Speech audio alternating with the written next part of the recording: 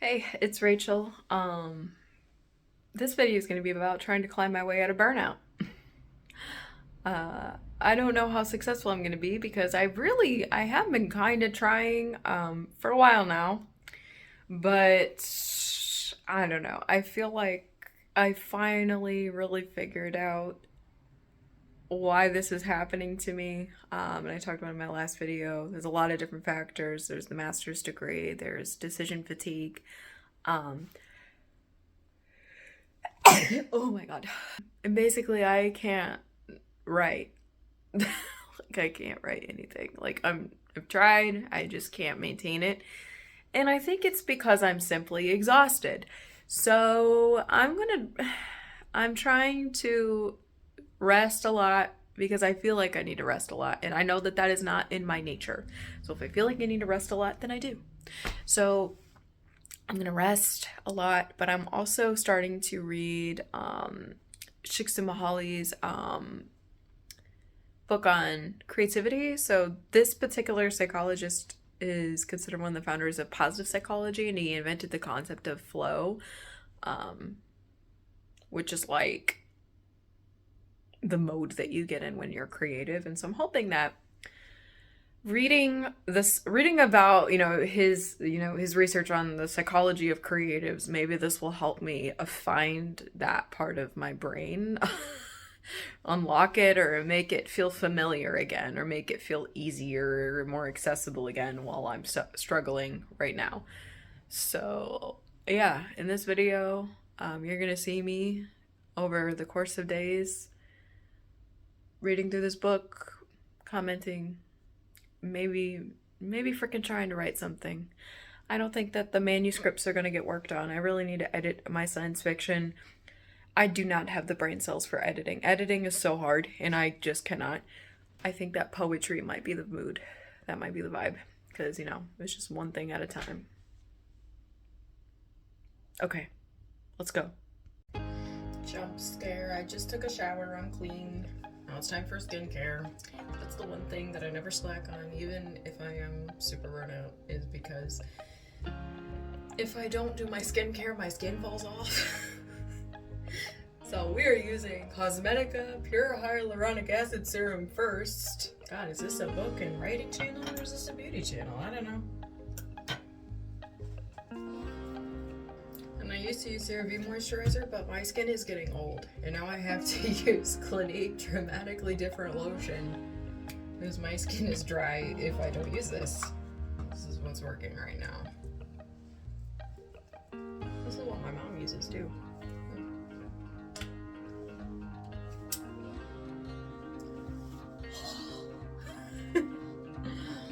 I love how I'm shaking it out and then it looks like I have surfer boy hair, but whatever, it's fine.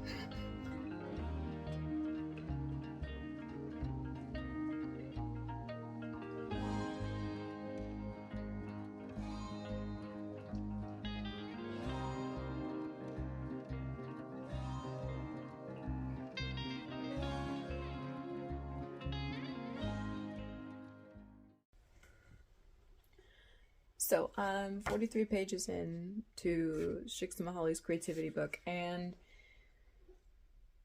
so far it's like defining what creativity actually is, and he's arguing that it's this interaction. It's not just the person and their ideas, but it's how those ideas interact with the culture and like what we're looking for as a culture at that time and the opportunities that we have to show our own creativity. And he makes a really good point about the social acceptance piece and the cultural acceptance piece that I think is kind of relevant even now. So he gives the example. On the other hand, it's been said that only 4 or 5 people in the world initially understood Einstein's theory of relativity, but their opinion had enough weight to make his name a household name. But even in Einstein's case, the broader society had a voice in deciding that his work deserved a central place in our culture. To what extent, for instance, did his fame depend on the fact that he looked like a scientist from Hollywood Central Casting, that he was persecuted by our enemies, the Nazis, that while yearning to overthrow old beliefs, we also thirst for new certainties, and Einstein was said to have come up with an important new truth. And so, what he's saying, it's not like he's denying that Einstein was great, it's just that he's showing that Einstein's circumstances allowed people to see that he was great. And without that, we wouldn't know who he is. And I just feel like that's a relevant point, and it's a hard point. I think that people get mad when, we say stuff like this, when you have YouTubers with book deals and stuff like that, and, you have some people that are getting hundreds and hundreds of rejections, and then you have influencers that don't get nearly as many. And I feel like it always makes them mad when people point this out, when readers point this out, because it makes it seem like they don't deserve rejection, that it makes it sound like they don't deserve their success, when that's not always true. You know what I'm saying? It's just, we can acknowledge that, maybe we're all freaking talented, maybe all of us writers are talented, but let's be real, some of us have found ways to be relevant within the culture of our world better than others, and that does give those people an advantage, for better or for worse.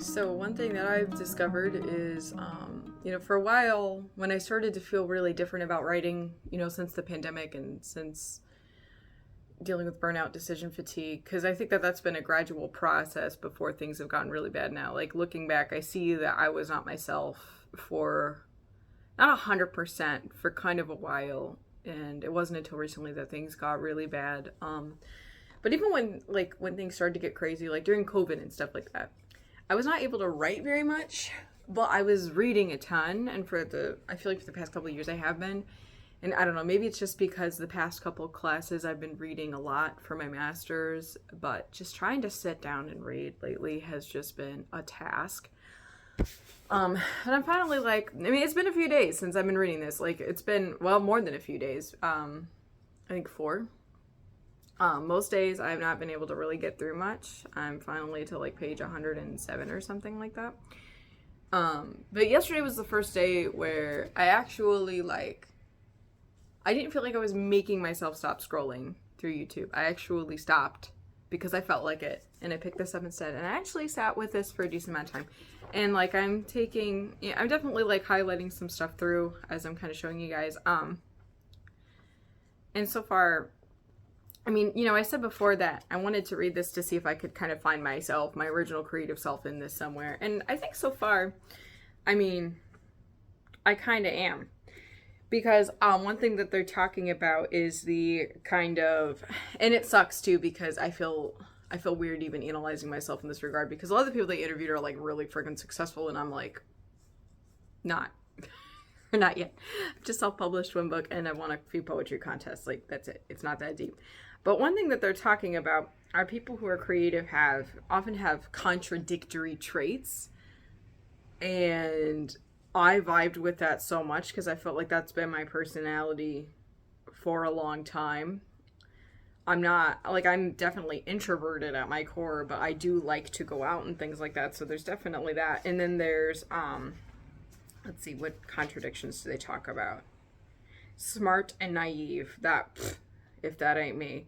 Having a lot of physical energy, but also needing quiet time and time to rest. Absolutely freaking me. I'd be dancing around, and then I come home. I'll dance around all day at work, and then I come home. I'm like, okay, time to take a nap for ever.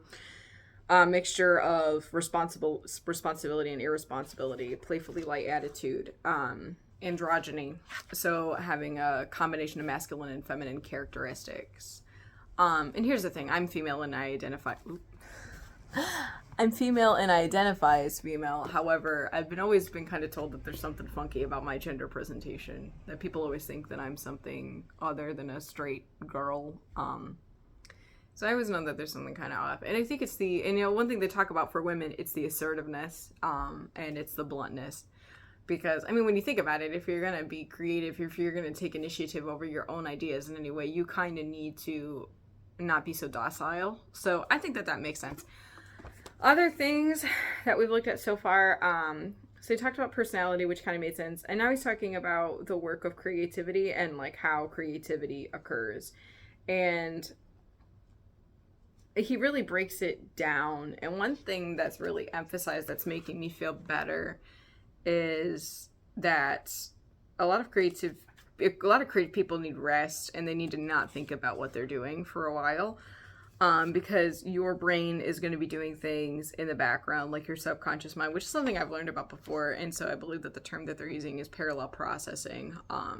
There's something similar to parallel processing, he says, maybe taking place when the elements of a problem are said to be incubating. So when, you think of something that you want to do or something that you want to create or a problem that's like that you're noticing, or a space, in my case, a story that I want to tell, a poem I want to write that doesn't exist yet. It kind of incubates in your mind. And even when you're not actively thinking about it, your brain is doing stuff in the background. And the stuff that it's doing in the background is probably going to give you a better result than if you're actually sitting and thinking about it in a linear way. Because you're not overthinking. You're not expecting it to be solved in a certain way. Your brain is just making random connections. And at one point, if you get that eureka moment that a lot of creative people describe, where something just falls into your head and you're like, aha, that's like, it's because one of those random things that your brain put together is actually really good, and it brings it to the forefront. So, I don't know. It makes me feel a little bit better about not being as productive, because I feel like this whole time there are things going on in here that I'm eventually going to be able to write. And that's actually one thing I noticed, like early in the pandemic, when I noticed I was unable to write as much, is that basically I wasn't writing much, but I was still coming up with lots of ideas. In fact, maybe even more so than usual. So I think that once I can physically make myself do the stuff, everything that I want to say is going to be there. I just have to do it.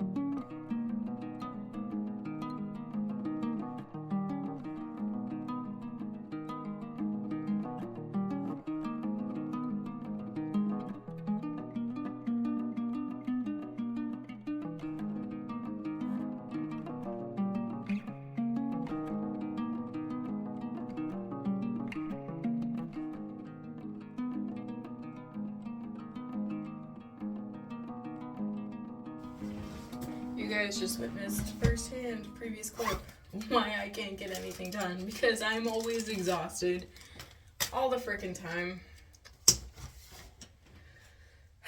So today, back up. So throughout this week though, I've made some good progress and I think my burnout recovery in some ways. I know that this vlog is about me focusing on getting my creative bounce back. Oh, we're using Clinique, by the way, in case you care. I got dinner with a friend, and I showed him the progress on my house. Yes, I apply foundation with my fingers because I'm an animal. And so that was nice because I haven't seen him in like months, and we've been friends since high school, so that's really cool. And then today's my wedding dress fitting, like the main one where they cut off like a good yard of fabric off the bottom to accommodate for how freaking short I am. So we got to do that, and I don't know if it's gonna need to be taken in. I've lost a little bit of weight since I first put the thing on. It was slightly tight, but they had like room to give it out. I think it might fit now, so we'll see. Then after that, I'm going to my bestie's house to eat dinner and play board games with him and his partner and their friend Sarah. I don't really know her that well, but like I guess we're friends by association at this point. We're mutuals. We've met like one time, but yeah, she's pretty lit. So I'm gonna do all of that. I have an inclination though, before I go to start getting everything done today, to maybe write a poem or something. Well, I'm gonna try. Do I know what I'm gonna write about yet? No, but I have this feeling that once I sit down to do it, something might come out. Maybe I'm wrong, but we're gonna figure it out. Some of you are gonna hate the way that I apply makeup, and I'm so sorry. Trust the process. It's gonna look fine. Powdered, pasty. I look very pasty in this lighting, but I promise you I'm not actually that pasty. Thank you, Laura. Oh, this is my Sailor Moon Color Pop blush, in case you cared. I don't know why you would. This isn't a beauty channel, but I guess it is today. I tap and then I smear. It's like the opposite of how I do my foundation. Or, no, not foundation, the translucent powder. Sorry. This is Estee. I feel like you guys are gonna tell me I wear middle-aged woman makeup, but you know what? I don't care, because my skin is sensitive, and I'm doing what's right for me. Look at that. Look at that. I love Estee. That's one major coat. This is like very expired, by the way. I got this in December. And it's still not that clumpy. I know that it's technically expired after 3 months, but remember, I am an animal when it comes to putting on my makeup, so I don't care.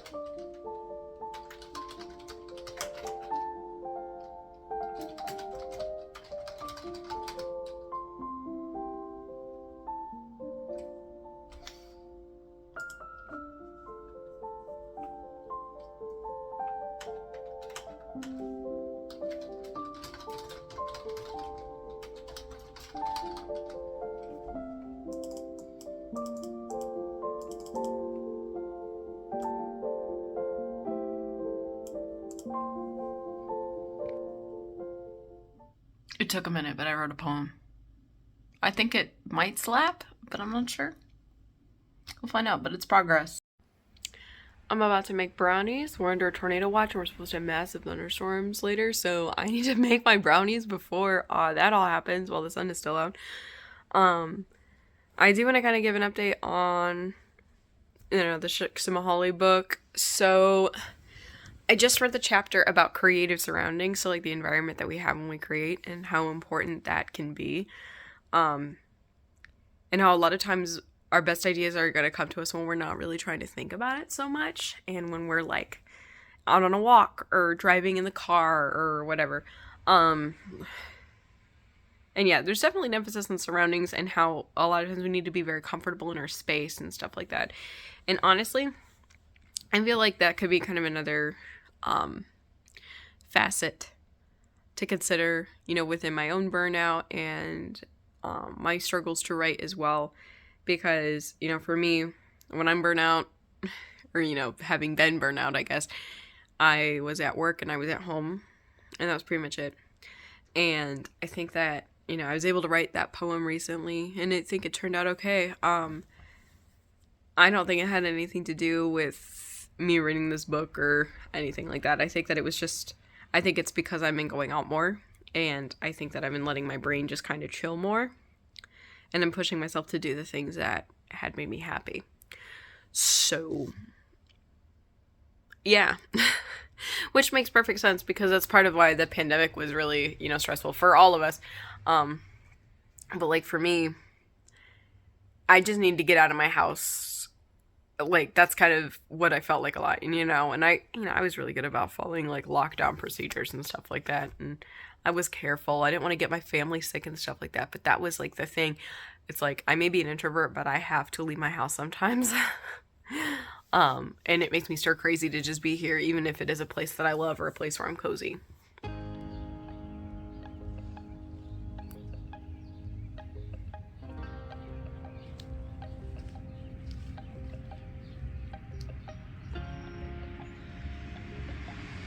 And I cannot even tell you guys how many of these little trees I find in the cracks and in the landscaping that I have to rip out.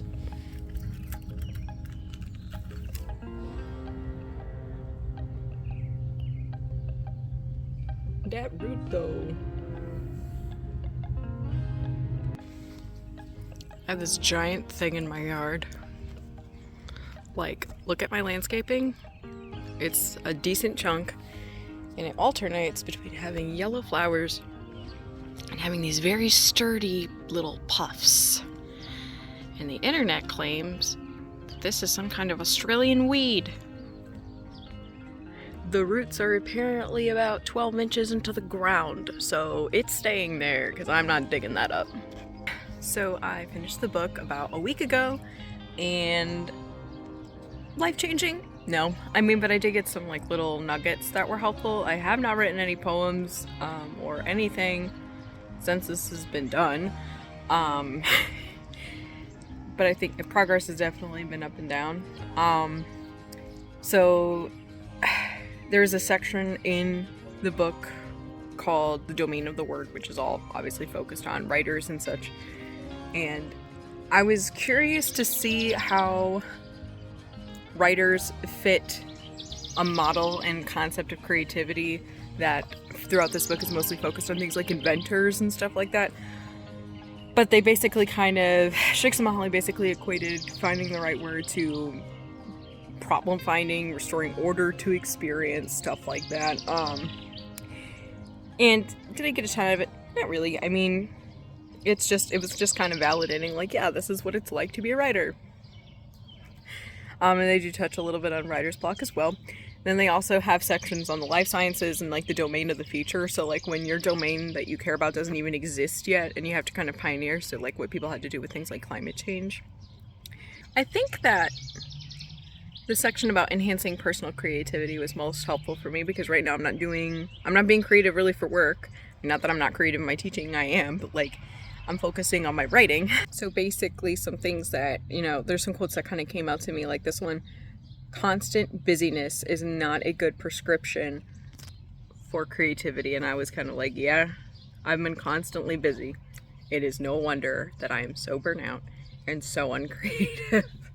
And then they were also talking about, I don't know why I keep saying they, it's one guy. So Shixmaholic was also talking about how the experiences that you're having should have some level of surprise or element of exploration rather than just being mundane. Also spoke to me because I feel like I am really busy with a lot of mundane things, and I keep myself busy with a lot of mundane things sometimes to make up for my lack of creativity now. And I think that this kind of reiterates that this is my issue. Like, I do mundane things all the time. I don't, if I burn out, I'm not going out as much.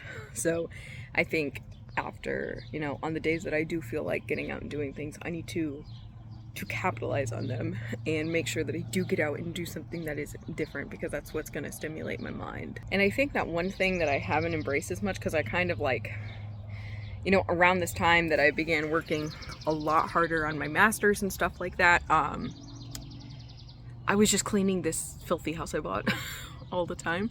And ever since then, I've just been in this habit of like, honestly, cleaning a lot more than I really have ever cared about. Like, obviously I've never lived in gross conditions, hence why I was so crazy about getting this clean. But I feel like I'm not letting things go as much when I know I naturally live in a bit of clutter, because my brain is always doing, you know, God knows what, or I'm being creative, or I'm working on a book or something like that. There's a quote: "The workspace of creative individuals is often messy, and it tends to put off more ordered souls." That's me. So, I don't know, maybe I need to, maybe in some of these moments where I find myself compulsively, like, really making things shine, maybe I could ask myself, am I doing this because I feel like it, or is it because I'm too scared or too overwhelmed to sit down and be creative, and this feels more manageable? Because that's what I think is happening. Because to be honest, when you are working full time and then you have, you know, a creative hobby or, you know, side profession that you're working on, you have to cut back on some things. Like, not all the mundane things get done. Your house can get a little messy in the process a little bit faster. You know what I'm saying? Obviously, I'm not saying that the answer to my problems is to live like a pig. But I think I am going to need to be comfortable once again with some degree of disorder if I'm realistically going to be devoting more hours to writing. And then I think one of the last things that resonated with me: start doing more of what you love and less of what you hate. And I vibe with that.